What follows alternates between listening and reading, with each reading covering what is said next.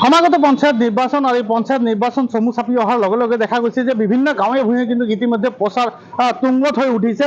দলীয় হওক বা নিৰ্দলীয় হওক তেওঁলোকে কিন্তু প্ৰচাৰ ইতিমধ্যে ঘৰে ঘৰে গৈ আৰম্ভ কৰিছে। বিভিন্ন সভা সমিতি ইতিমধ্যে আৰম্ভ হৈছে।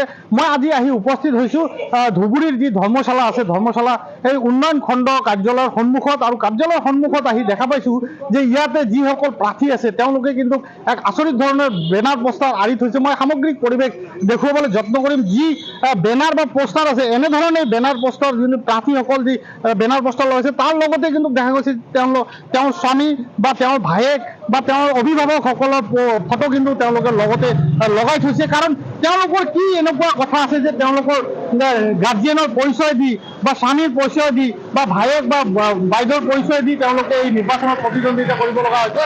কিছু কথা জানিবলৈ যত্ন কৰিম। মই ইয়াতে স্থানীয় লোকসকল আছে, তেওঁলোকৰ পৰা যে আচলতে এই বেনাৰ পোষ্টাৰৰ লগত তেওঁলোকে কিয় এই যি অভিভাৱক আছে বা ভায়েক আছে বা স্বামী আছে তেওঁলোকৰ এই পোষ্টাৰ লগাব লগা হৈছে বা ফটো লগাব লগা হৈছে, ইয়াৰ আঁৰৰ কাহিনীটো আপুনি জনাব নেকি? আমি বিগত নিৰ্বাচনবিলাকক দেখি আহিছোঁ, বিশেষকৈ গাঁও পঞ্চায়ত নিৰ্বাচনত আমি এইবুলি যিটো দেখা দিছে যে পোষ্টাৰত নিজৰ অভিভাৱকৰ নাম, দেউতাকৰ নাম, ধৰক আনোৱাৰা বেগম, দেউতাকৰ নাম, পিতাৰ নাম আজগৰ আলী বা দাৰগা, এনেকৈ লিখিছে। বহুত সদস্যাই মানে নিজৰ স্বামী বা নিজৰ ভায়েক বা নিজৰ ভতিজা তেনেকুৱা লিখিছে।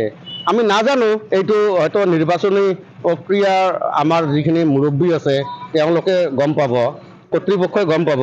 কিন্তু আমিও আচৰিত হৈছোঁ যে এইখিনি লিখাৰ কি অৰ্থ আছে যে আজি এগৰাকী প্ৰাৰ্থীয়ে নিৰ্বাচনত প্ৰতিদ্বন্দ্বিতাত নামিছে, তাইৰ পৰিচয়টো তাই দিব লাগে যে মই অমুক সমষ্টি, মোক আপোনালোকৰ মহামূল্যৱান ভোট দি জয়যুক্ত কৰক, তেওঁ অনুৰোধ কৰিব পাৰে ৰাইজক।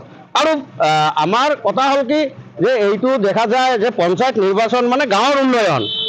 আমাৰ অসম চৰকাৰে গাঁৱৰ উন্নয়নৰ কাৰণে পঞ্চায়ত নিৰ্বাচন বা আৰবানত টাউনৰ আমাৰ মিউনিচিপালিটি বা পৌৰসভা নিৰ্বাচন এইবিলাক পাতে যে আমাৰ পঞ্চায়তৰ যিখিনি গ্ৰাম অঞ্চল, আমাৰ অনুন্নত অঞ্চল বা গাঁৱৰ যিখিনি সমস্যা আমাৰ নিৰ্বাচিত প্ৰতিনিধিয়ে এইখিনি আমাক দাঙি ধৰিব আৰু এইখিনি উন্নয়ন কৰাৰ কাৰণে তেওঁলোকে কাম কৰিব।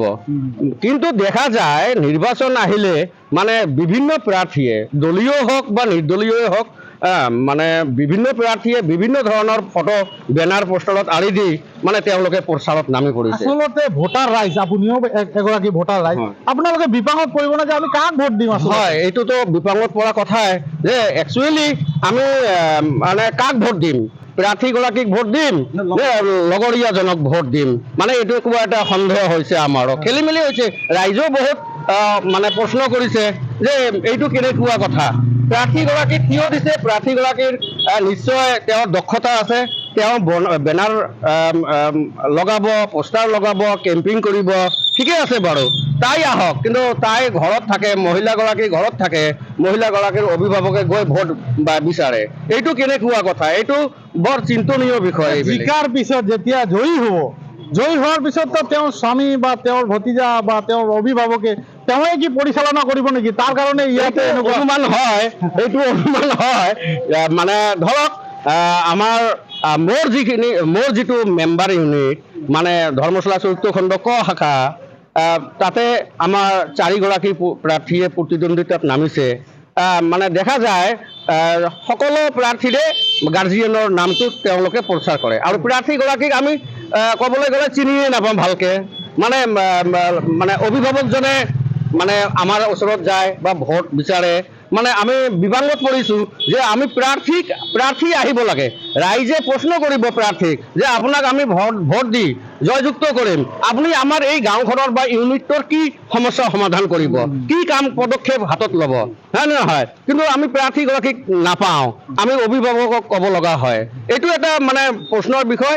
মই ভাবোঁ এইবিলাক বাদ দি যিগৰাকী প্ৰাৰ্থীয়ে প্ৰতিদ্বন্দ্বিতাত নামিছে নিৰ্বাচনত, তেওঁলোক মানে পোনে পোনে ৰাইজৰ ওচৰত যাওক, এইটো মই আহ্বান জনাইছোঁ। ধন্যবাদ জনাইছোঁ। বৰষুণো আহিছে, নিশ্চয়কৈ ক'ব লাগিব এয়া ভাৰত বাংলাদেশ সীমান্তৱৰ্তী অঞ্চল ধৰ্মশালা। আৰু এই ধৰ্মশালা অকল ধৰ্মশালাই নহয়, প্ৰতিখন গাঁও অঞ্চলতে প্ৰতিখন পঞ্চায়ততে যিসকল প্ৰাৰ্থী প্ৰতিদ্বন্দ্বিতা কৰিবলৈ ওলাইছে তেওঁলোকৰ কিন্তু প্ৰতিগৰাকীয়ে কিন্তু এই বেনাৰ পষ্টৰত তেওঁলোকৰ অভিভাৱকে হওক, তেওঁলোকৰ ভতিজাই হওক বা তেওঁলোকৰ স্বামীয়ে হওক, বিভিন্নজনৰ কিন্তু ফটো দি এনেকৈ পষ্টাৰ আঁৰি থৈছে।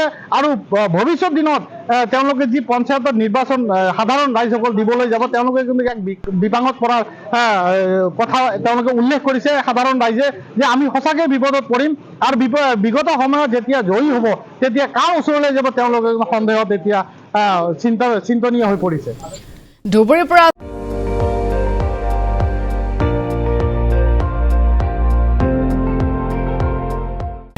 আপুনি চাই আছে ND24, সৰ্বশ্ৰেষ্ঠ নহয় সৰ্বোত্তমৰ দৌৰত।